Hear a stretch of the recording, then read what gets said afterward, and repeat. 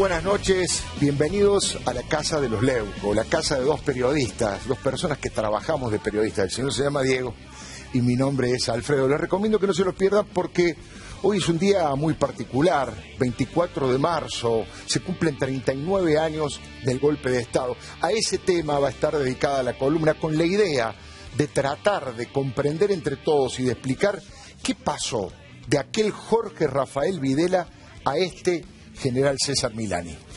Y además en este día tan particular, un invitado muy especial, Jorge Lanata, el periodista más importante y más polémico de la Argentina, amado y odiado en un día tan especial, un hombre que creó el diario más importante, el que más estuvo vinculado a los derechos humanos y hoy es acusado justamente por el gobierno de no haberlo estado nunca. ¿Qué piensa de eso? Y por supuesto también su salud, un tema que nos preocupa a todos, hoy en Los Leuco.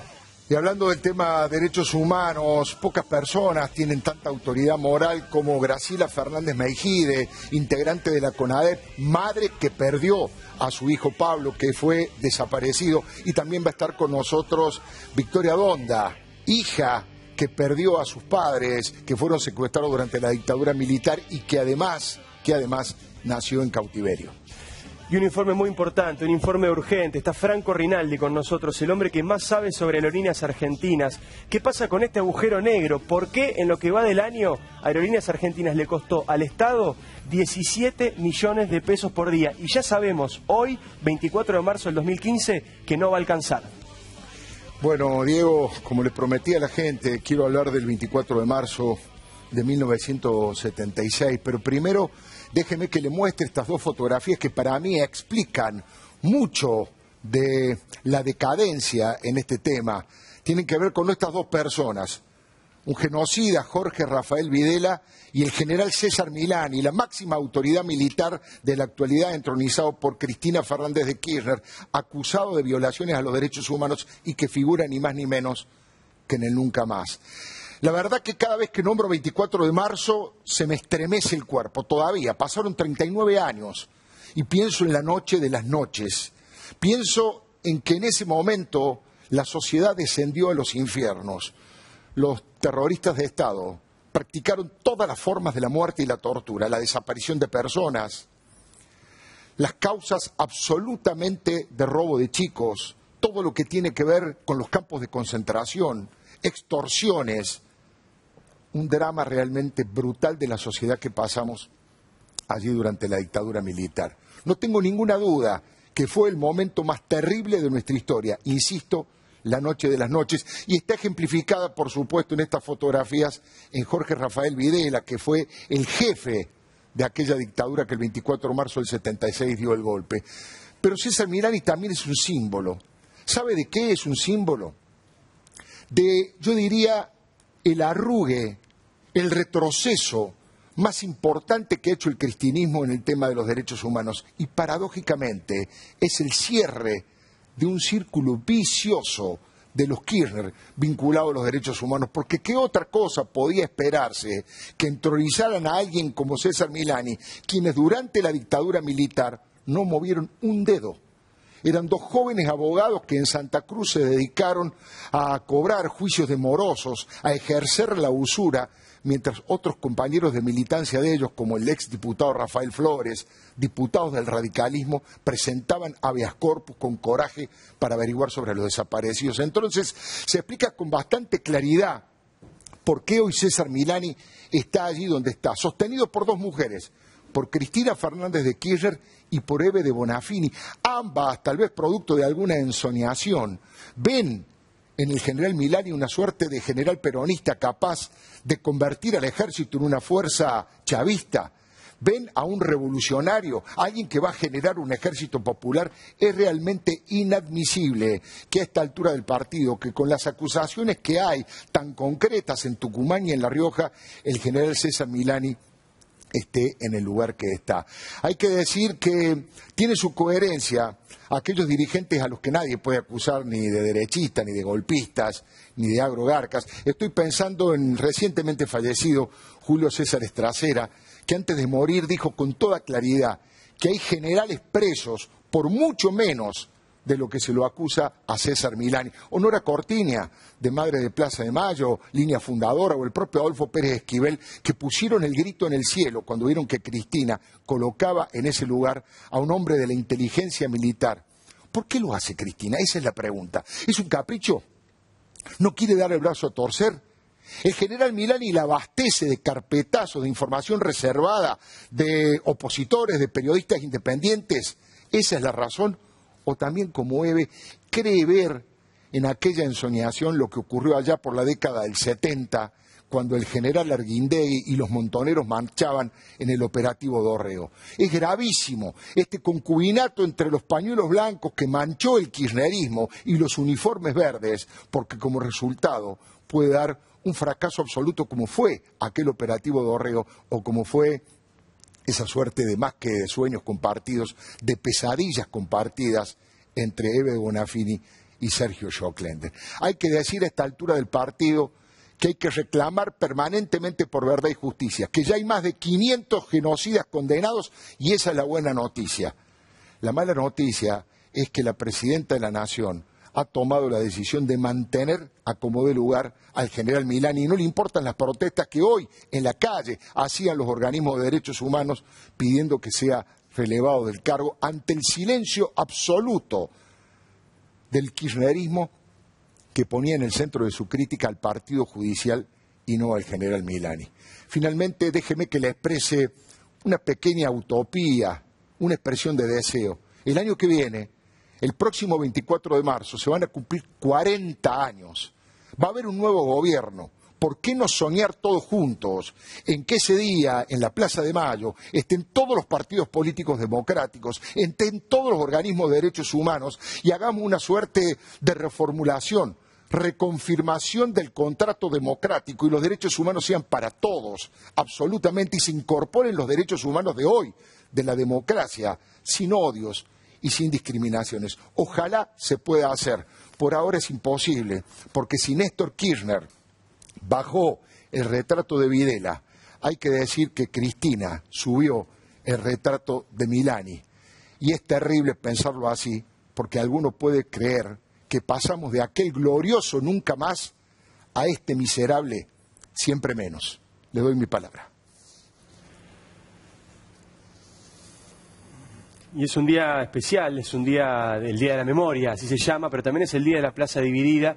Y nosotros, cuando presentamos a Jorge Lanata, decíamos que es uno de los periodistas que más había hecho hasta ahora con respecto a los derechos humanos. Había fundado incluso Página 12, que sigue siendo hoy uno de los pocos diarios que publica solicitadas con los desaparecidos y demás. Y sin embargo, cada vez que te atacan justamente con eso, con acusarte de haber sido parte, de haber sido cómplice, de no haber luchado lo vos estás partiendo de la base de que el gobierno intenta hablar con la verdad.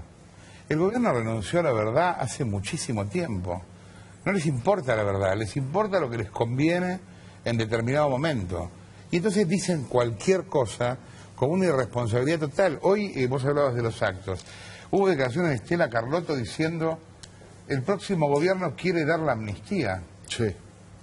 Yo no escuché a nadie que quiera dar la amnistía. Entonces terminamos todos discutiendo una premisa falsa. O sea, nadie quiere dar la amnistía. Ahora, hoy Carlotto habla como si esto fuera una posibilidad real. Bueno, es mentira.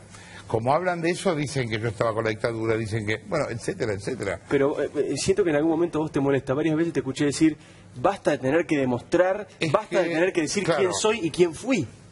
Bueno, eso también tiene que ver con una reacción personal. A ver, hace mucho que trabajo en esto. No quiero estar explicando más qué es lo que hice, qué es lo que no hice. En Argentina nunca te ganás una trayectoria, es increíble eso. Todo el tiempo, viste, vas con tu librito y tenés que explicar: hola, yo soy Jorge Lanata, hice tal cosa, tal otra. Me cansé un poco de estar explicando todo porque no tiene sentido y porque aparte en el fondo no respeto a los tipos a los cuales les tendría que explicar. O sea, evidentemente no... En su momento el gobierno extrapoló con el aparato de propaganda una frase que yo había dicho. ¿Qué había dicho? Yo dije una vez en el viejo y buen Canal 26, sí, donde estábamos ahí con la budinera de Pierri en la terraza del Canal 26. Yo dije me tienen harto con la dictadura. ¿Con qué? Con la excusa de la dictadura para seguir robando. Claro. Esto después incluso fue una tapa de noticias. Sí. Una nota que hiciste vos, Exactamente, creo. la nota que hicimos en tu casa anterior. Paren de robar con los 70. Ahora, eso extrapolado es, yo estoy con Videla. Ok, chicos, no tengo nada que explicar. Realmente no tengo, no me pongan en esa posición de explicar nada porque no. Ahora, Jorge, ¿te pusiste a pensar alguna vez qué pasa por la cabeza y por el corazón de Ebe de Bonafini? Porque Página 2, el trato que le dio a Ebe Bonafini y a todos los organismos en aquel momento era realmente impecable, y yo te diría que a contramano de la mayoría de los medios de comunicación. Obvio, lógico. Y sin embargo ahora, bueno... A ver, no era popular estar con los derechos humanos en ese momento, ¿eh? Claro. No solo no era popular, estábamos en contra del gobierno de turno todo el tiempo. Claro. Incluso injustamente en el caso del gobierno de Alfonsín, que lo corríamos por izquierda, yo creo que, visto desde hoy, claro, lo corrimos demasiado por izquierda, porque en verdad Alfonsín estaba a la izquierda de la sociedad y nosotros no nos dimos cuenta. Pero de ahí en adelante estuvimos siempre en contra del Estado, porque el Estado quería perdonar a los militares. Claro. También recordemos que no era lo mismo pelearse hoy contra viejos gagá de 90 años que en aquel momento, donde existían los acuartelamientos, había muertos, estaba Seineldín, estaba Rico, etcétera. No era lo mismo, ni siquiera el riesgo personal. Exactamente, tenía dentro del Estado, tenía un nivel de presencia en el Estado los militares que era terrible. Mirá, ni hablemos de los servicios de inteligencia. La otra vez hablábamos con Magdalena, que nos acompaña en la radio, el tema del juicio a las juntas. El juicio a las juntas, yo me acordaba, no fue transmitido por la televisión por presión militar. Exactamente. Y estábamos en la democracia. Yo cubrí entero el juicio a las juntas. Y no se podía pasar por la televisión. Imagínate el poder de los milicos en aquel momento, o sea, no era este poder de estos milicos. Y entonces retomo la pregunta, ¿y qué pasó? ¿Qué le pasó a Ebe, por ejemplo, digamos, en lo personal? ¿Vos qué crees que Ebe, le pasó? a ver, yo en algún momento di miles de charlas con Ebe, con las madres, durante toda mi vida. Ebe nunca fue una persona política, nunca fue una dirigente política. Claro. Ebe era una madre. Era como mi tía Anélida, qué sé yo, una madre. Y una madre que desde el punto de vista político podía decir cualquier barbaridad. Claro, pero se convirtió en un símbolo de la lucha mundial de los derechos humanos. Ahí yo lo que creo también es que preguntarnos si nosotros nos habremos convertido un poco en eso. Y ella también se enganchó con eso. Porque ella actúa como si fuera San Martín. Ella actúa como si le debiéramos la democracia. Y yo creo que Eve hizo un gran trabajo, pero después formó parte de la prostitución de los organismos de derechos humanos como... ¿Qué palabra, prostitución? Yo también coincido con vos. ¿Qué quiere decir dar plata a cambio de algo? Sí, pero es durísimo decir... Y está bien, pero hoy a mí me interesa que Eve cuente qué hizo con la plata de la vivienda, más que la opinión política de Eve. Claro. ¿Pero vos pensás que hay dos Eves distintas o que es la misma en contextos distintos? Es la misma que se siente más allá de la ley. Pero también tiene que ver con cómo se sienten los K, con cómo se siente esa generación en parte... que ellos están haciéndonos un favor, ¿me entendés? Y están más allá de todo. Entonces, cualquier cosa es posible. Cuando Kirchner dice, hace falta robar para hacer política, no lo dice textual. Sí, hace falta platita, sí, para hacer política. Está diciendo, hace falta robar para hacer política. ¿Cómo va a decir semejante bestialidad? Y sin embargo, la sostenía, porque se siente más allá. Cree que el fin justifica el camino medio, ¿me entendés? Y no es así, evidentemente no es así. ¿Vos dónde estabas el 24 de marzo del 76? Yo el 24 de marzo del 76 estaba arriba de un colectivo 17 que cubría el trayecto de Sarandí hasta Barrio Norte, yendo a laburar a Radio Nacional. Yo laburaba en el informativo de Radio Nacional y laburé en Radio Nacional todo el 76 y en el 77 me fui por una cosa increíble. Yo aparte del informativo donde trabajaba, el gerente de programación controlaba un programa de folclore y yo tenía que pautar la música del programa de folclore. Que sabes que conducía Chani Inchausti. Chani Inchausti. De los arroyeños. Que se vengan los chicos del mundo entero. Chani conducía, yo producía. Un día pauto un tema de Mercedes Sosa, en el 77. Yo completamente idiota, viste, pasado, ¿verdad? Porque no eras un tipo politizado. No, y si vos me preguntabas, yo te hubiera dicho soy peronista porque era de Sarandí. Claro. O sea, no fue a propósito. ¿Qué vas a hacer? ¿Sos peronista? No fue a propósito el tema. No fue a propósito. A mí me gustaba el tema. Y el tipo me manda a llamar a la dirección y me dice que el tema no va a ir. Y le digo, ¿por qué? Porque dice la palabra pobre. No. Yo digo, no puede ser tan imbécil este tipo. Qué tremendo, ¿no? Y me fui de la radio y dejé de laburar hasta el 82. Laburé de mozo, hice otras cosas. Pero dejé el periodismo en ese momento. Pero ni siquiera era por una cuestión política, era por una cuestión de estupidez. Mi jefe es un idiota. O sea, me tenía que ir, ¿me entendés? Han pasado brutalidades de esas características. Sí, claro. La famosa es llevarse libros sobre la Cuba. La Cuba electrolítica es genial, es genial. Hay cosas que han sido terribles dentro de la tragedia tan brutal. Pero bueno, recién decía Diego, mucha gente también está un poco preocupada y quiere saber el verdadero estado de tu salud, cómo estás, cómo te sentís. Bueno, trabajan todos los días. Yo decía recién que cuando hablábamos con Nelson Castro, que hacíamos un poco el anticipo del programa, que en un momento se dijo en muchos medios públicamente que vos estabas muy mal, que estabas pasando un mal momento, y yo compartía todos los días con él y sabía que no. Es ridículo aparte, porque todo el mundo dice cualquier cosa y estoy en la radio 4 horas todos los días. O sea, no. A ver, estoy a un tiempo relativamente corto de un trasplante. Va a ser acá en Buenos Aires y vamos a, si todo sale bien, vamos a hacer el primer caso en América Latina de trasplante de donantes compatibles. O sea, de donantes compatibles no familiares. Compatibles no familiares. Donantes vivos, ¿no? Donantes vivos, claro. Una revolución. Va a estar interesante más que nada, más que por el tema mío, que es particular, por lo que se puede abrir para eso, que es que mucha gente va a poder hacerlo una vez que esto se legisle. ¿Y cómo te preparas para eso? Dejando de fumar, por ejemplo, que lo estamos viendo. Sí, y después para siempre. Y después para siempre, no, después ya está. No, a ver, lo más molesto de lo que te pasa con el trasplante es que después te inmunodeprimen. ¿Por qué? Porque el cuerpo naturalmente tiende a rechazar un órgano extraño. Entonces lo tienen que engañar. Tienen que inmunodeprimir. ¿Qué quiere decir inmunodeprimir? Que te quitan las defensas. Vos fíjate que a tal punto te quitan las defensas durante un periodo mucho y después un poco menos, que dejás de tener fiebre, por ejemplo, que la fiebre es una defensa. Claro. Y es un aviso. Si yo ahora tuviera gripe, ahora no, cuando me operen, tuviera gripe, no tendría fiebre, por ejemplo. Y es grave porque a lo mejor no me doy cuenta que tengo gripe. Porque no se manifiesta, ¿me entendés? Pero bueno, nada, estoy con ese tema este año, tranquilo. Es una operación que se hace hace muchos años, hace más de 30. Se supone que no es particularmente riesgosa y bueno, vamos a ver cómo sale.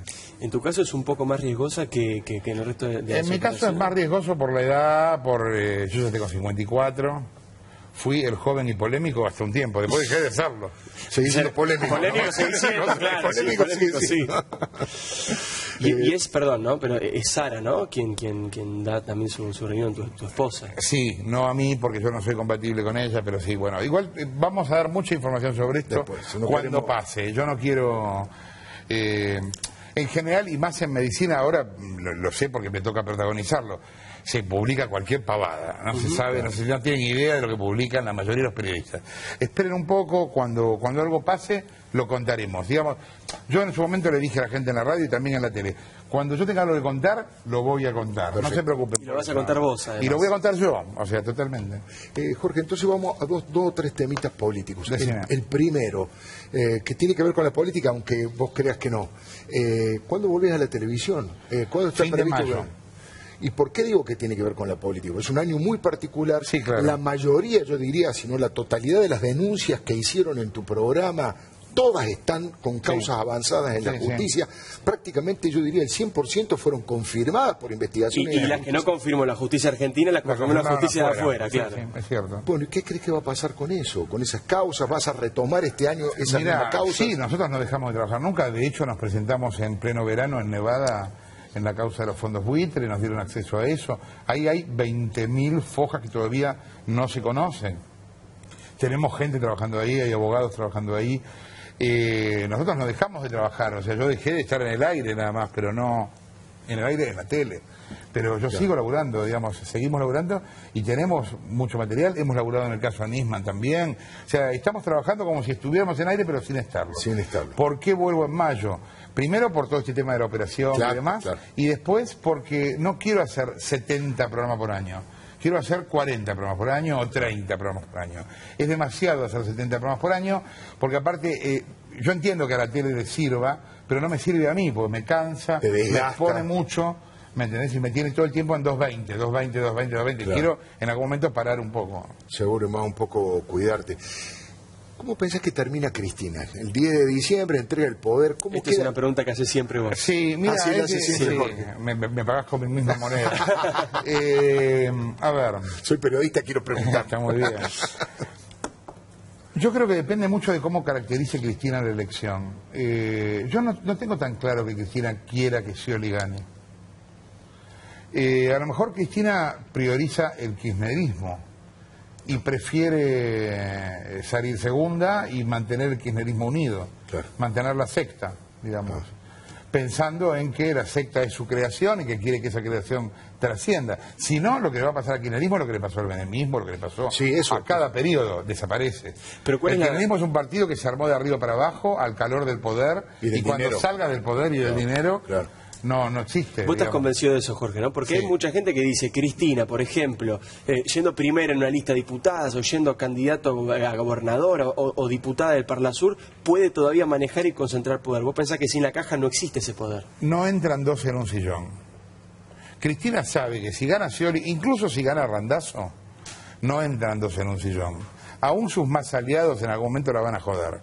Como ellos jodieron a Duhalde en su momento. Pero es casi la lógica del poder. Es la lógica del poder. Claro. También es cierto que en estos 12 años hubo transformaciones en el mundo de la política y en la presencia absoluta en gobierno que no sé si hubo antecedentes hasta ahora. El poder, la presencia en todos los aspectos de la vida, concentración de poder. Bueno, pareciera que en cada aspecto de tu vida hay algo de kirchnerismo y posición porque el kirchnerismo, bueno, con la famosa grieta que ellos dicen que no existe, se instaló en lo que se llama la batalla cultural en términos políticos.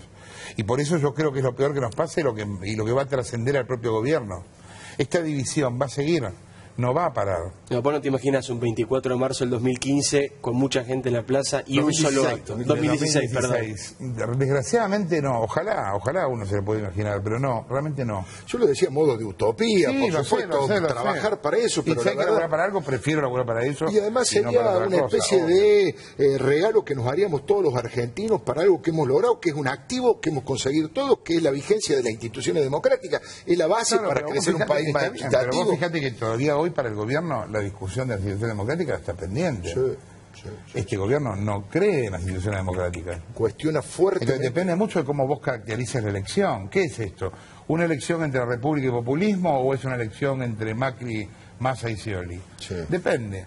Depende cómo lo veas, también son las alianzas que hagas, es con quién te juntes para lograr que el gobierno no permanezca, ¿me entendés? Depende de cómo vos veas el panorama de la elección, vas a reaccionar frente a ese panorama. Esta grieta te puso frente a frente y te hizo pelear con muchísima gente, como nos pasa a todos. Sí, pero eso ¿A cuál lamentás? ¿Con cuál, alguno de los que has perdido como amigo? No sé, a Horacio Berbisky, ¿lamentás? No era amigo de Berbisky. ¿Nunca fuiste amigo? No, Horacio aparte Horacio es un político, no es un periodista. O sea, trabaja de periodista, pero más que nada es un político. Yo siempre tuve una relación difícil con él. Pero aparte, ahí, mira, fue la primera vez que para mí fue muy evidente la diferencia generacional. Claro. Entre el setentista y ochentista. Entre el setentista y el ochentista, ¿me entendés? Frente a determinada cosa que podría llegar a perjudicar a un partido político que a vos te cae bien. ¿Lo publicás o no? Horacio no lo publica, y nosotros yo lo publico. Claro, por supuesto. Entonces, a partir de ahí es muy distinto y eso marca mucho el tipo de personalidad también. Yo al final, en algún momento tuvimos esa discusión, llegué a esta pregunta. ¿Usted es capaz de pegarle un tiro a un tipo desarmado? No. Bueno, hay gente en el setentismo que sí. Así murió Aramburu, desarmado en un pozo. Bueno, eso define mucho el tipo de gente que sos. ¿Podés pegarle un tiro a un tipo desarmado o no? Yo no puedo pegarle un tiro a un tipo ni armado ni desarmado. Hacerlo habla mucho de qué es esa persona. Después veamos el contexto, la evolución histórica, lo que quieras, pero habla mucho de cómo es esa persona. Entonces, ¿cuáles son tus valores? ¿Qué es lo que querés? ¿Qué es lo que buscas? ¿Pensás siempre que tenés razón? Cristina cree que tiene razón, cree que es el Estado, cree que es el Estado, ya no el Poder Ejecutivo. Ella cree que es el Estado, ¿me entendés? Entonces es muy difícil discutir con gente para la cual yo soy extranjero. Claro, apátrida. Yo soy igual de argentino que ella. Yo no soy búlgaro, qué sé yo. ¿Por qué no tengo derecho a opinar? Bueno, con los setentistas muchas veces discutís como si vos fueras extranjeros y ellos tuvieran el copyright de la verdad y el copyright de la nación. Y nadie tiene ese copyright, ¿me entendés? Ahora, con respecto a esta cuestión generacional, hubo como dos momentos. Un momento donde era muy difícil hablar de los derechos humanos, justamente 87, cuando nace Página 12, es un momento. Y un momento como ahora donde ocurre todo lo contrario, donde, diciendo que es muy difícil, en realidad es lo que estaría de moda políticamente. Transcurrieron estos dos políticamente momentos. correcto. Lo políticamente correcto. A partir de ahora, esa discusión, Yo esa igual te digo, polémica, yo creo ¿cómo que sigue? la historia de la dictadura, la historia anterior, la historia de la guerrilla, etcétera, la historia de los 60 y los 70 todavía no se contó del todo y va a pasar mucho tiempo hasta que se cuente, porque esas cosas tardan en pasar entre la gente. De hecho, o todavía hoy discuten en Francia la República de Vichy, el colaboracionismo con los nazis, y lo discuten hoy, pasaron cuántos años, pero son cosas que son muy dolorosas, que cuesta mucho entender. Nosotros pasamos de contar la dictadura como si fueran un grupo de militares hijos de puta, que en muchos casos los eran, que dominó a un montón de argentinos honrados y democráticos. Así veíamos la dictadura, o sea, como que no tuvimos nada que ver con ella, y no es así. Nadie mata a 30.000 personas si la gente en algún lugar no lo permite, por acción, por omisión, por lo que sea. Las dictaduras tienen que ver con los países a donde dictan, digamos, me parece obvio esto. No es que no tenemos, nosotros somos un montón de parlamentaristas británicos y vinieron 3 hijos de puta a atarnos de las manos. No es así, algo tenemos que ver. Bueno, mira, la semana pasada con el caso Nisman, algo habrá hecho. Claro, a mí me volvió a aparecer la frase de la dictadura, viendo los afiches de Nisman con las minas. ¿Qué es lo que buscan? Buscan que esa frase vuelva a aparecer. Y esa es una típica frase de la dictadura. Como él algo hizo, entonces es probable que se equivoque en el dictamen. ¿Me entendés? Vos sabés que Graciela Fernández Mejía escribió una columna donde desliza eso, y ella dice y cuenta, ahora se lo vamos a preguntar en un rato, que ella sintió lo mismo frente a lo de Nisman cuando se enfrentó a un capitán que se hacía llamar Fernández, que tuvo el atrevimiento de decirle en la cara que su hijo Pablo, que se había sido llevado a su casa por fuerzas militares, a lo mejor se fue con una chica por ahí y se le apareció la misma imagen, victimizar a la víctima, digamos, responsabilizar a la víctima. Pero todas esas frases, todo ese inconsciente colectivo quedó todavía, no se fue. Fue muy importante hacer justicia, muy. Pero no es lo único, tienen que pasar cosas, tiene que haber testimonios de gente, tiene que haber una manera a lo mejor un poco más equilibrada de contar la historia. Yo no creo en el mito de la juventud maravillosa. Es una lástima, es terrible, es atroz que haya matado a tanta gente. Ahora, yo qué sé si eran los mejores de esa generación o había de todo. Lo más probable es que había de todo. Pero en cualquier caso, aunque hubieran sido terribles hijos de puta, no había que matar a nadie. ¿Me entendés? Porque hay un punto donde también con ese razonamiento terminás avalando que se los matara, ¿me entendés? Sí. Ahora es interesante cómo cambia según la generación el análisis, porque vos lo que le decís lo analizás desde los valores democráticos y estás diciendo la democracia lo correcto. No era un valor. Claro. La democracia en los 70 no era un valor. Era democracia burguesa, pero Alfredo, ahora, que no nos mientan diciendo eso. No, pero también, Jorge, estos chicos había no estaban peleando había por un la contexto en democracia. el mundo también. Estaba el surgimiento del castrismo, el mayo francés, y ahí está la diferencia generacional. África, ahí está la diferencia generacional que plantea Jorge. Esta diferencia era que yo tenía como perro. Entre los 80 y los 70, absolutamente. Ahora, es mentira de luchamos en todos los casos contra un gobierno dictatorial. No, no es así. No, el ERP le escribió la carta abierta a Cámpora, los montoneros desafiaron a Perón. O sea, todo esto pasó. Desafiaron y provocaron a Perón tirándole el cadáver de Rucci, además, bueno, cosa que para poner las cosas en su lugar, que son cosas terribles que no parece ocurrieron. otra Argentina vista desde hoy, ¿viste? Y la Argentina de hoy, ¿qué tiene que ver la Cámpora con todo eso? ¿Vos creés? La Cámpora es una organización hecha al revés, hecha de arriba para abajo, cuando en verdad una organización juvenil tiene que ser crítica del poder y no oficialista. Es la única organización juvenil oficialista occidental, digamos, ¿no? Porque en los países comunistas debe haber asociaciones juveniles. Sí. Pero es una locura. Ahora, pero es cierto que entraron a diferentes instituciones del Estado y incluso algunos son de planta permanente, iba a decir eso, arrancando por la CIDE. Habrá que ver cómo reacciona el gobierno que viene con respecto a qué va a hacer con la gente que no está capacitada para ejercer la función pública. Porque algo va a haber que hacer. Entraron decenas de miles de personas. Bueno, yo creo que los futuros presidentes, los candidatos, los que se ofrecen a gobernar este país, deberían emitir ya mismo un comunicado Nadie diciendo... quiere decir nada porque todos tienen miedo de que no los voten si creen que van a despedir gente. Claro. Ahora, nosotros, como ciudadanos, ¿no tenemos derecho a pedirle al Estado gente capacitada trabajando? Por supuesto. A mí me parece que tenemos derecho. ¿Por qué yo tengo que bancar a un inútil que no va a laburar nunca? No tengo que bancarlo, no está bien. ¿Me entendés? Porque aparte, ya lo vimos con 11 y con tantos casos, la guita que falta de un lugar, la guita que se lleva uno falta de un lugar. Sin duda. No es que no falta de ningún lado, digamos, ¿no?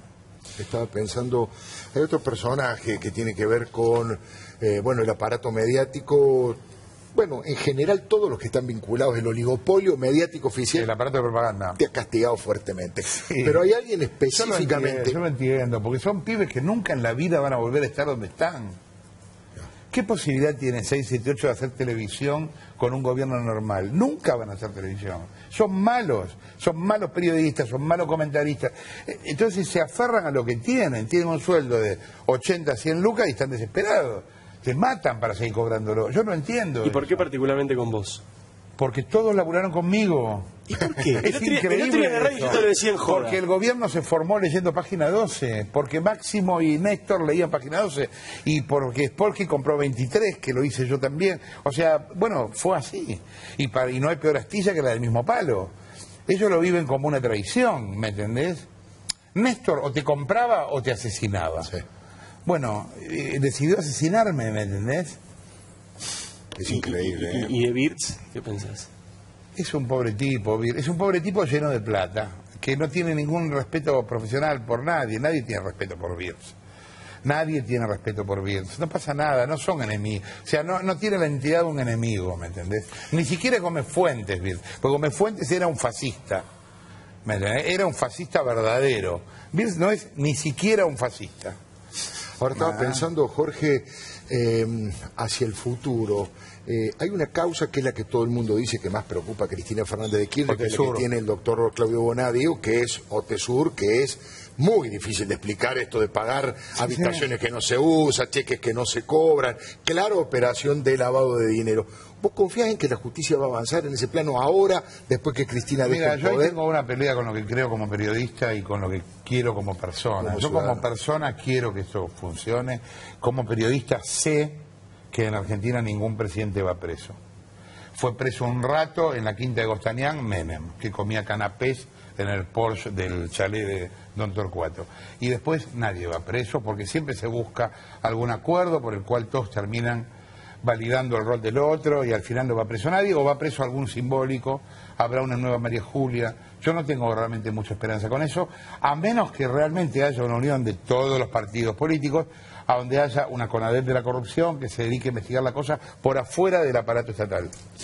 Otra cuestión vinculada a la justicia, por la que vos tuviste una declaración fuerte en su momento, también fuiste criticado, y ahora estamos de nuevo ante un escenario similar, que es la Cámara Federal, que ahora va a tener que decidir si se investiga o no se investiga a Cristina. Había 3 jueces, Freiler, Fari y Ballesteros. 4 o 5 días diciendo Ballestero duda. ¿Qué quiere decir Ballestero duda?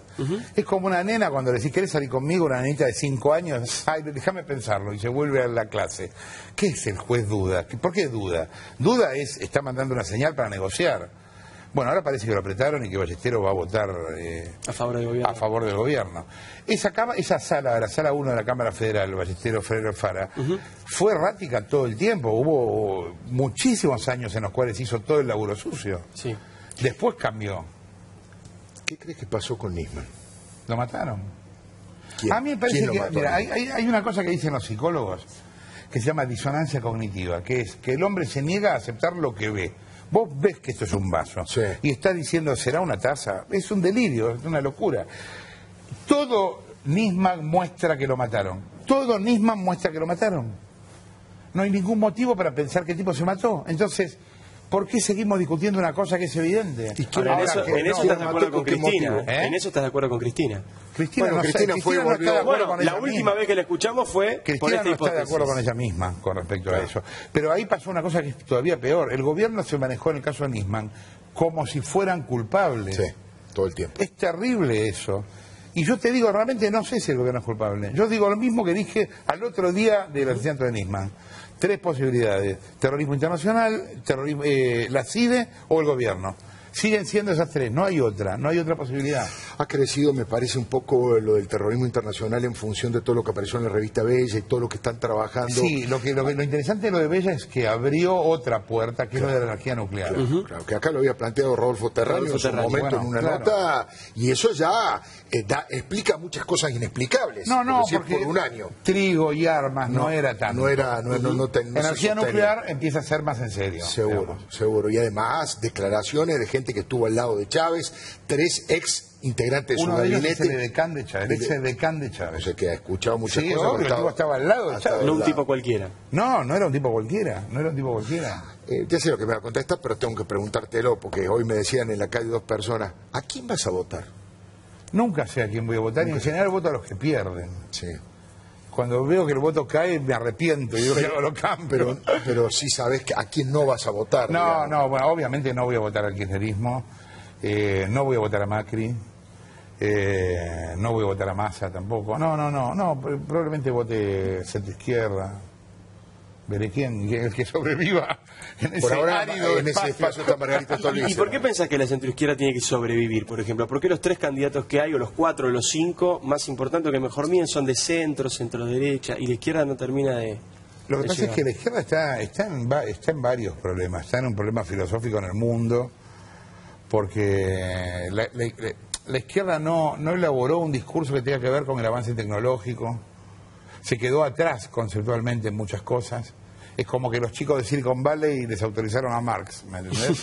Y entonces le cuesta engancharse con lo que está pasando. Y para colmo, la izquierda argentina es vieja.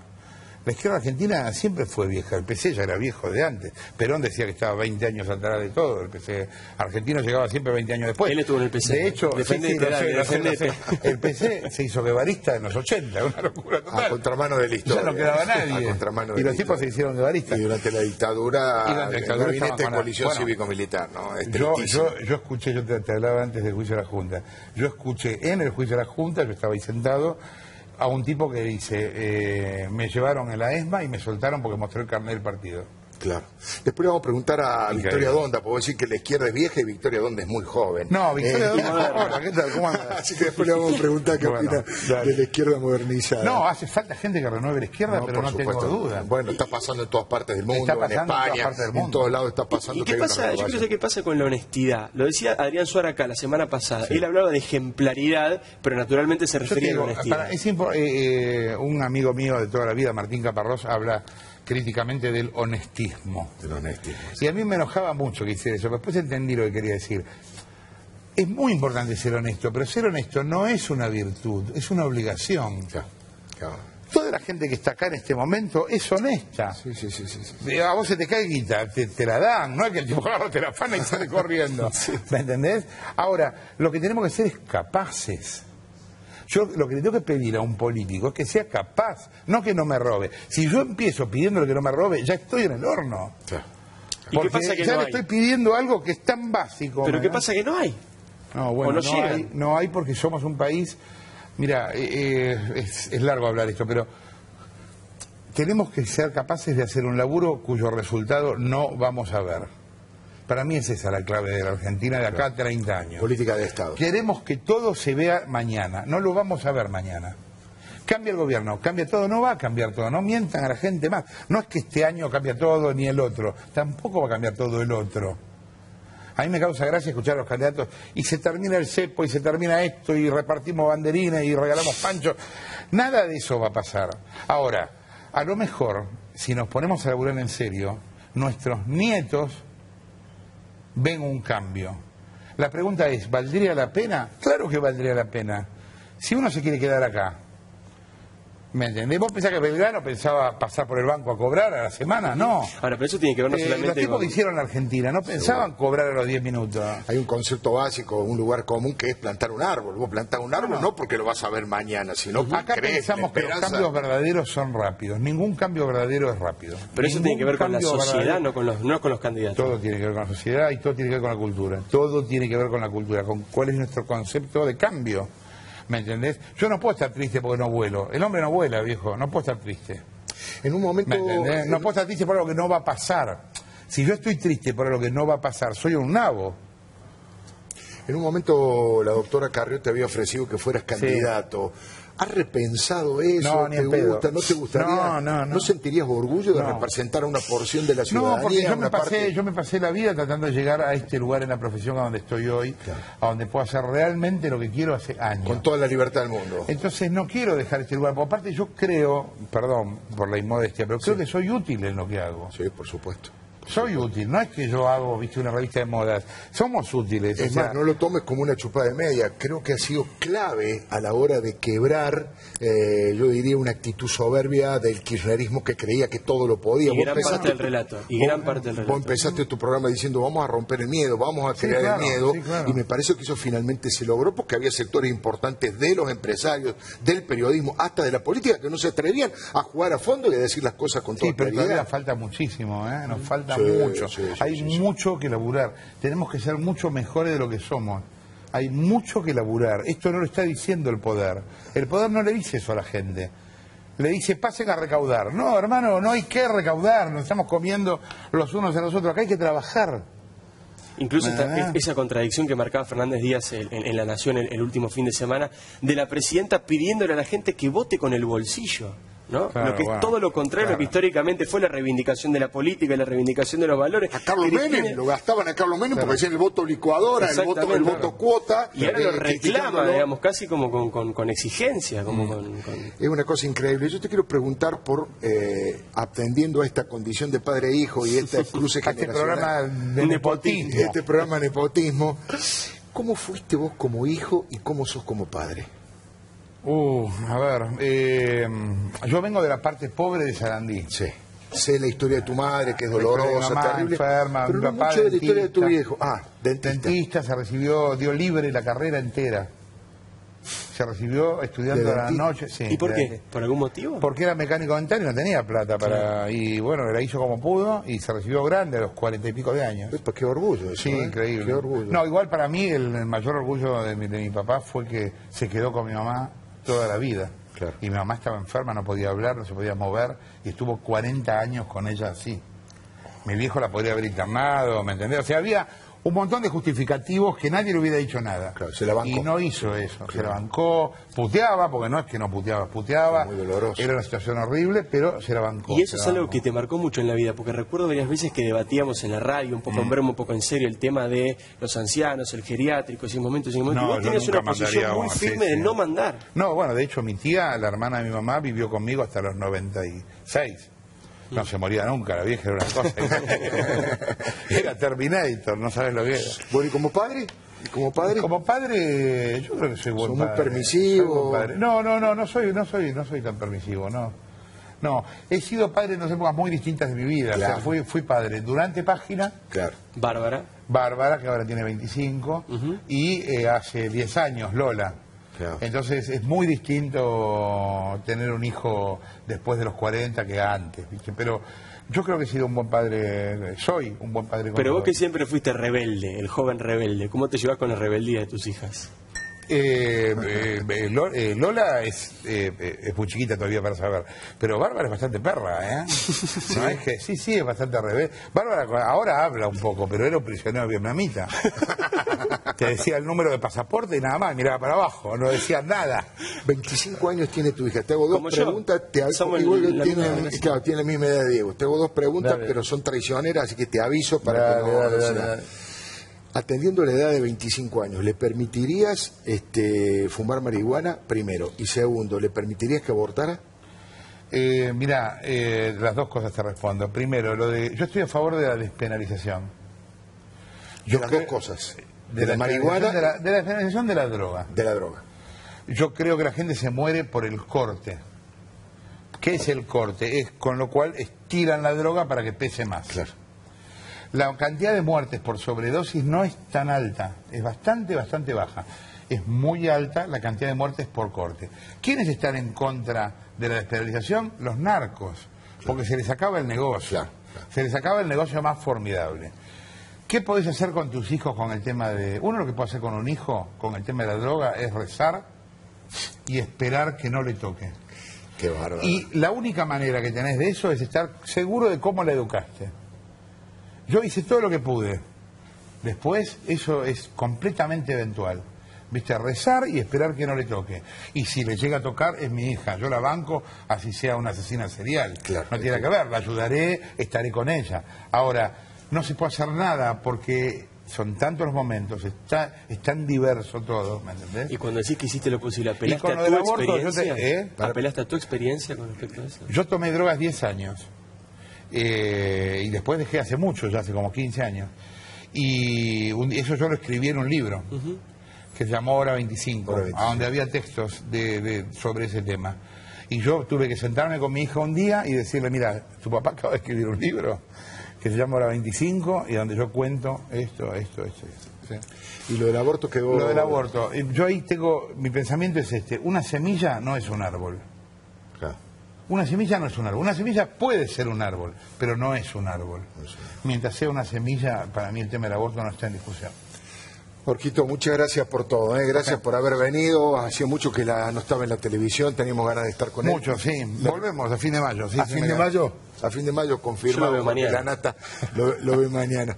Simplemente le digo que no se vaya. Está aquí Graciela Fernández Meijide, está aquí Victoria Donda, está aquí Franco Rinaldi, se viene el informe de Aerolíneas Argentinas y vamos a hablar del tema de los derechos humanos, de la autoridad moral, de lo que ha hecho el kirchnerismo con los derechos humanos, con una madre que perdió a su hijo y con una hija que perdió a sus padres y nació en cautiverio. Ya venimos.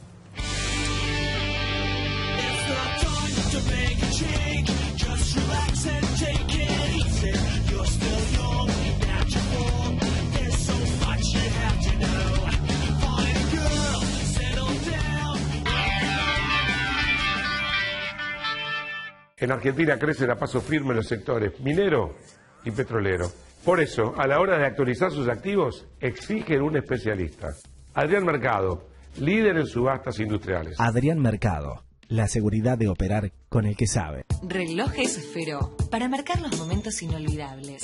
El mejor regalo para ella, para él y para vos. Con su colección de diseños exclusivos. Relojes Feró, adquiéralos en las joyerías y relojerías más importantes del país.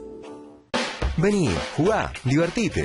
Aquí todos los días son especiales. En los casinos de la provincia de Córdoba, la diversión está asegurada. Hay un equipo que está acá, que cuando más lo necesitas, estés donde estés, vayas donde vayas, está siempre cerca tuyo. Yo soy de ese equipo. Asegúrate en la segunda, donde lo primero sos vos.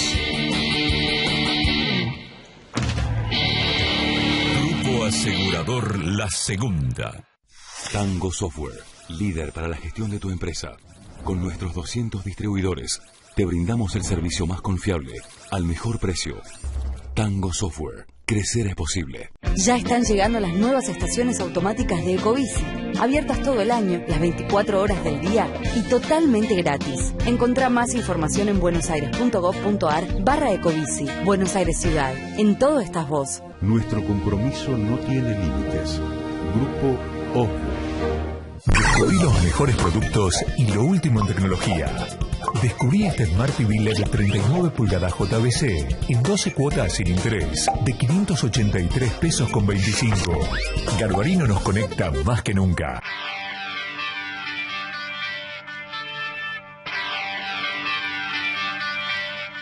Gourmet Porteño le ofrece la más amplia variedad de sabores en cocina porteña, internacional, italiana y mediterránea. Cocina abierta y sin límites. Los esperamos en Alicia Moro de Justo, 1942, Puerto Madero.